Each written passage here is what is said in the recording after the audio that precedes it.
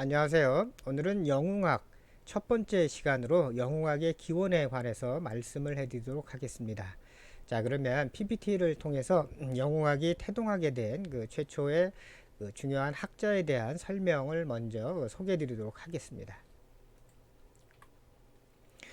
그 조세 캠벨이라는 분이 계시는데요. 이분은 그 미국 학자인데 비교 신화 및 그 비교 종교학을 그 연구한 그런 학자가 되겠는데 1904년에 태어나서 1987년까지 이제 생을 이렇게 사셨던 분인데요. 그 이 조세 캠벨이라는 분은 영웅과 관련해서 우리가 항상 그 제일 먼저 떠올리는 학자이고 또 그분의 어떤 그 연구 성과로 인해서 영웅학이 이제 시작된 걸로 이제 우리가 인식할 수가 있을 것 같습니다. 구체적으로 그 조세 캠벨은 그 천의 얼굴을 가진 영웅이라 그래서요. 1949년도에 The Hero with a Thousand Faces라고 뭐 영문은 이렇게 이제 되어 있는데요. 뭐 여기 그 그림에 그 사진의 원본에 나와 있는 것처럼 그 이 책이 49년도에 이제 출간이 돼서 우리나라에 이제 이게 소개가 되고요. 또 이게 이제 우리나라뿐만 아니라 전 세계로 이제 알려지면서 과연 영웅에 대해서 영웅을 우리가 어떻게 그 평가할 수 있는가 또 어떤 사람이 영웅인가를 그 우리가 학문적으로 접근할 수 있는 이제 계기를 마련해 주었다고 이제 볼 수가 있을 것 같습니다. 한국어로도 천의 얼굴을 가진 영웅이라고 그래서 뭐 지금 제가 그 이 화면 속에 이렇게 띄워놓은 요 이 책의 그 표제뿐만이 아니라요, 뭐 다른 번역본도 있는 걸로 알고 있습니다. 그 조세 캠벨은 이 천의 얼굴을 가진 영웅에서 소위 그 원질 신화라는 걸 도입을 하게 됩니다. 그 원질 신화라 그러면 조금 영어가 어렵지만은 영어로는 모노, 그러니까 하나의 미스 신화다라 그러는데요. 즉 어떤 분은 이제 균질 신화라고 부르는 분도 계시고 또 어떤 분은 단일 신화라고 번역하시는 분도 계시는데 똑같이 그냥 하나의 신화다. 즉 전 세계에 그 신화들이 있죠. 또 전 세계의 영웅과 관련된 이야기가 구전되고 또 이렇게 알려져 있고 또 전설에도 또 영웅 얘기가 있을 텐데요.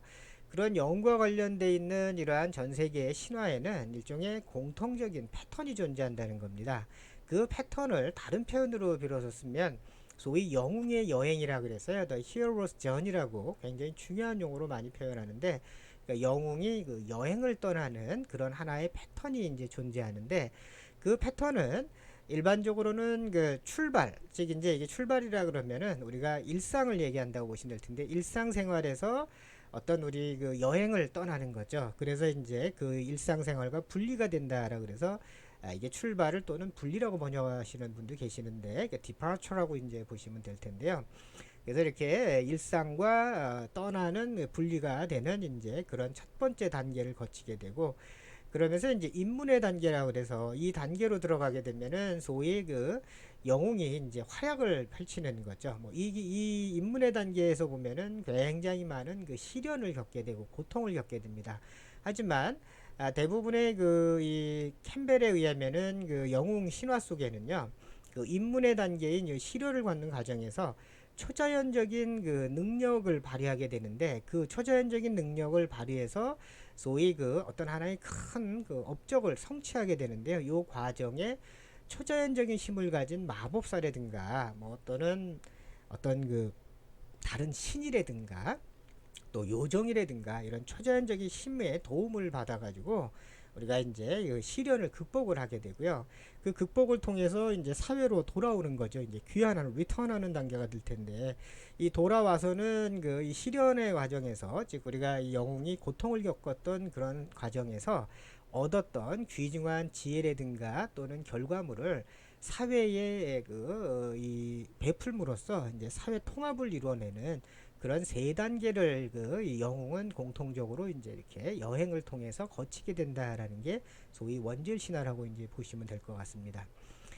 그 여러분들 잘 알고 계시는 스타워즈 그 영화 아시죠? 이제 스타워즈에 보시면 그 조지 루카스 감독이 자신이 사실은 그 조세 캠벨의 그 천의 얼굴을 가진 영웅의 그러한 공통 패턴 그 이 즉 원질 신화 모노미스의 영향을 받아서 스타워즈를 만들었다라고 주장을 하고 있습니다.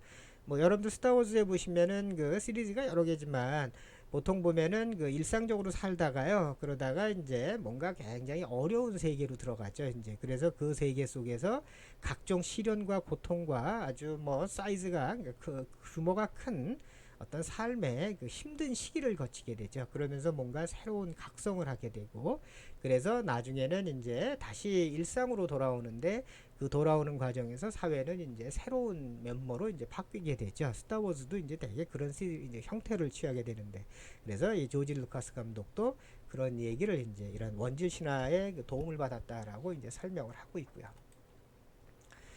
그런데 이 1949년도에 나온 이러한 그 이 원질 신화를 바탕으로 한 모노미스를 바탕으로 한 이 캠벨의 이론들은 실제로는 근사해 보이지만은 상당히 많은 이론적 결함이 내재되어 있습니다.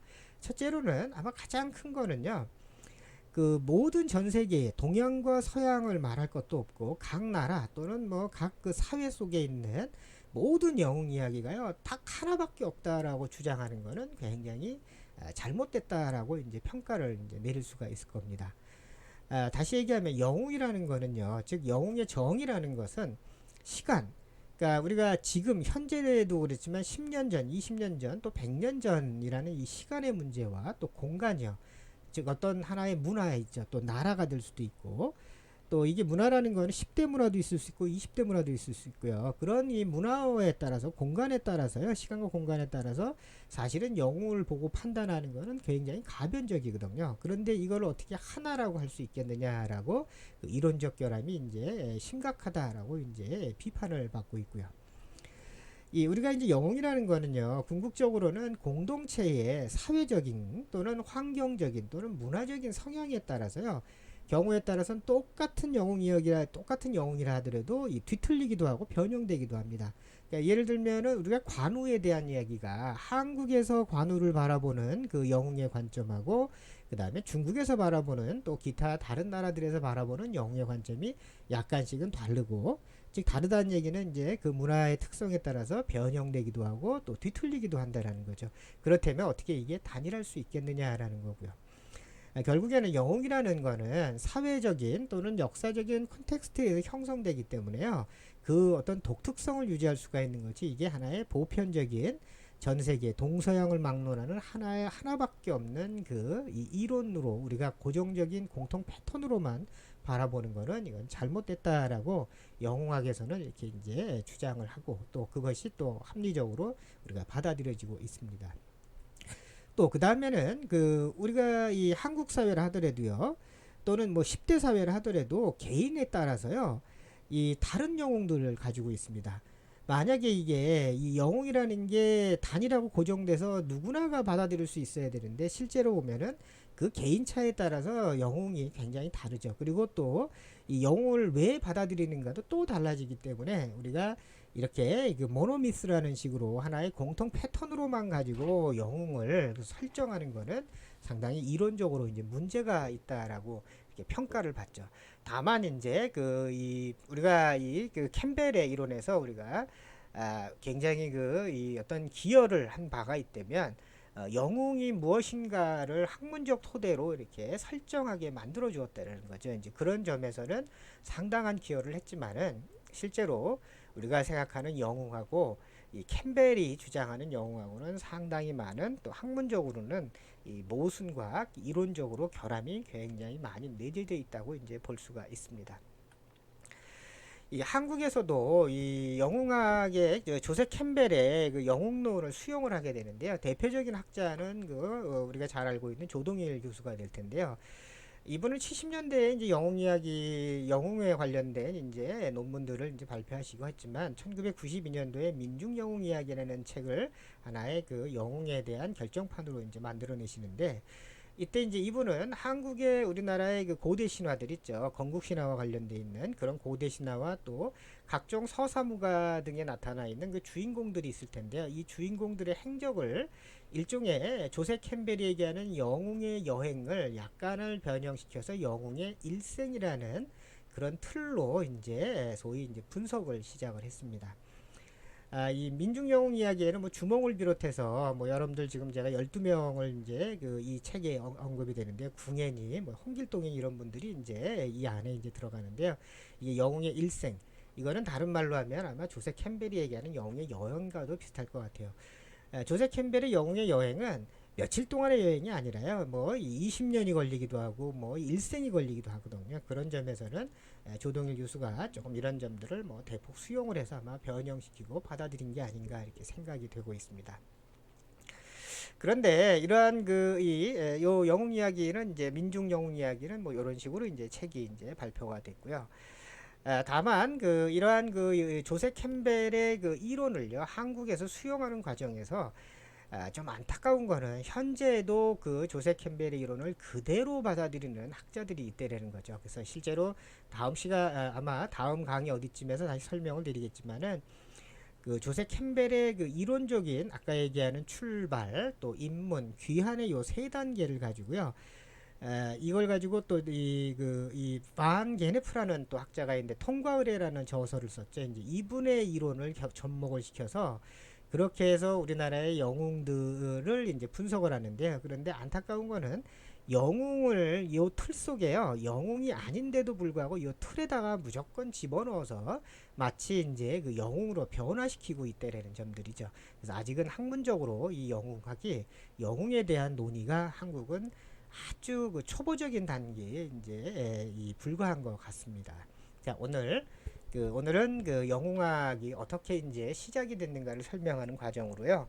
그 조세 캠벨의 그 천의 얼굴을 가진 영웅이 어떻게 그 소위 이 학문적으로 이제 태동을 하는데 기여했는가라고 이제 설명하는 시간으로 이렇게 삼았습니다. 자, 다음 시간엔 조금 더 영웅에 대한 구체적인 논의를 또 이어가도록 하겠습니다. 감사합니다. 오늘도 좋은 하루 되시기 바랍니다.